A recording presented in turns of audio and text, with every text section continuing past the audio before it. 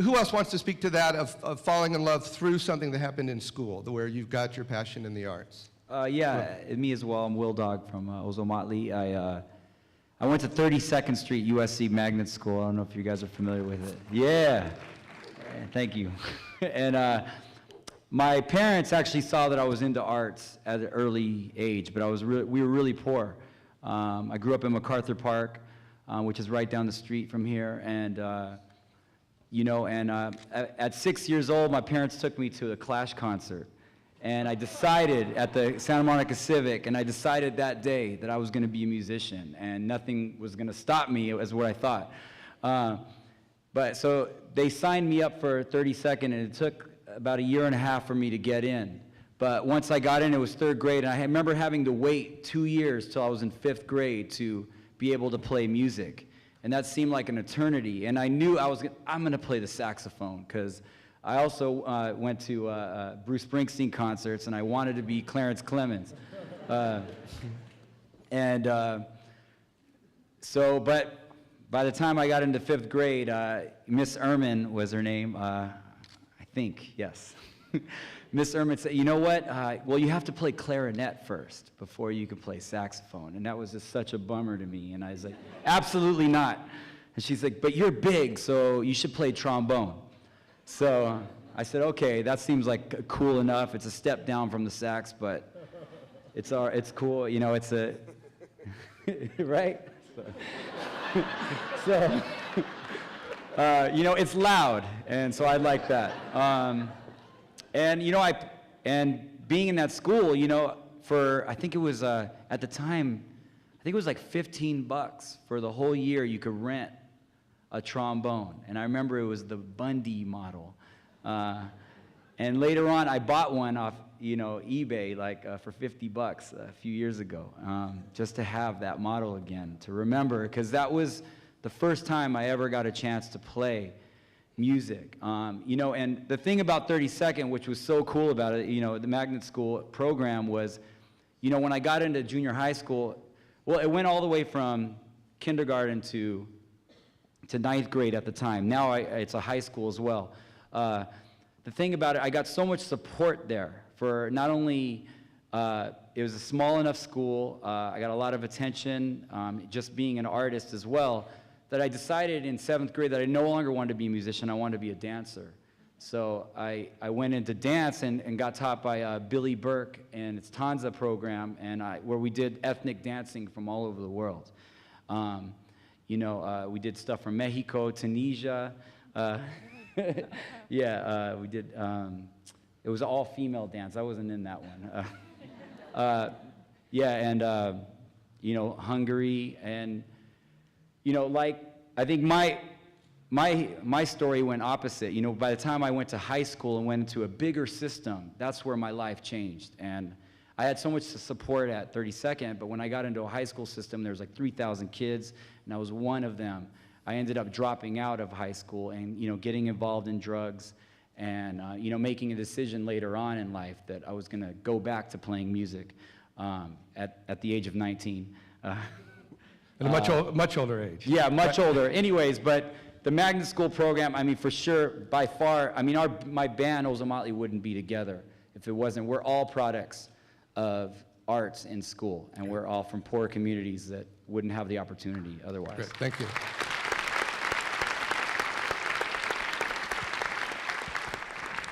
Hi, I'm Lita, Albuquerque. I'm representing the entire visual arts in the United States.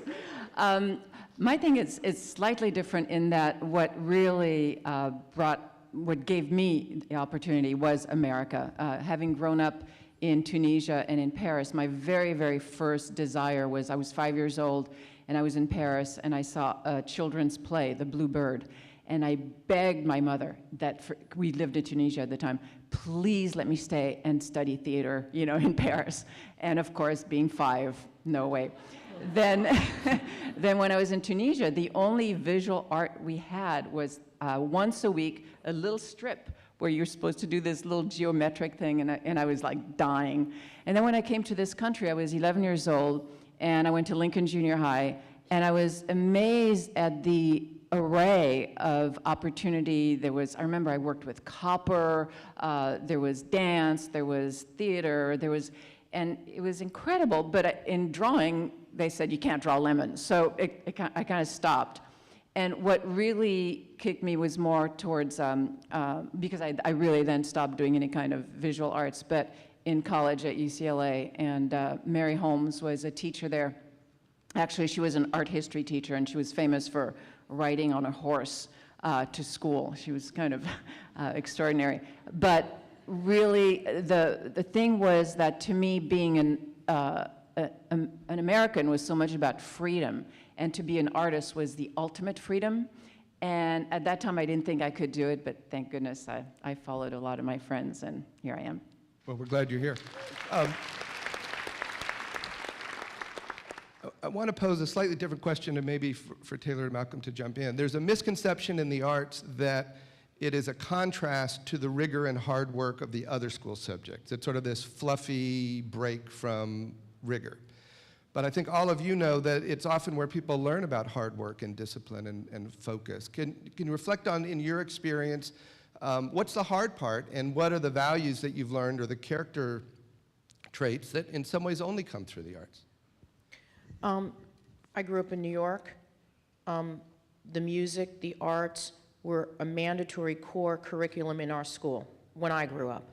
And all I can say is that every artist on this stage today, and even Jack, and of course the introduction, I can tell you, Mr. Dayne, Miss Kasalski, Mrs. Bender, I can tell you the names of these teachers. You ask me one of my college professors, couldn't tell you a word, wouldn't give you a name. And I'm not telling that as an insult. My point is that the profound impression that these teachers left on us, they were so difficult, they were so involved in our lives growing up, and that every student, whether they were exceptional, a gift, as Lamont is saying, he had a gift. And this woman said to him, your gift is so good, I'm going to put it on the board for 4 weeks. My gift was so good at 5 years old in kindergarten, she says, I'm a teacher in this school, you're going to sing with the 6th graders. You're going to sing at 5-year-olds, at a 5-year-old level with 13, 12-year-olds, so because you're good. And I'm like, so there you go, because they had a voice. They were a core curriculum teacher that had a voice. I had to go to art class. I had to go by 4th grade, get an instrument, and get on that lawn and go in a band. And I wanted to kill myself because my gift was to sing, and it was also my salvation. So as you hear everybody tell you that, why is core curriculum for music and the arts so necessary? Because as we've evolved into artists and as we've grown, we're telling you our story. We're telling you that the future of our country, the future of us as Americans, to be as great as we are, where you're from every multicultural denomination and sexuality and whatever you are, everything comes together internationally, universally, with music and the arts, always has. And my teachers from then made me what I am today. Great. That's it. Great.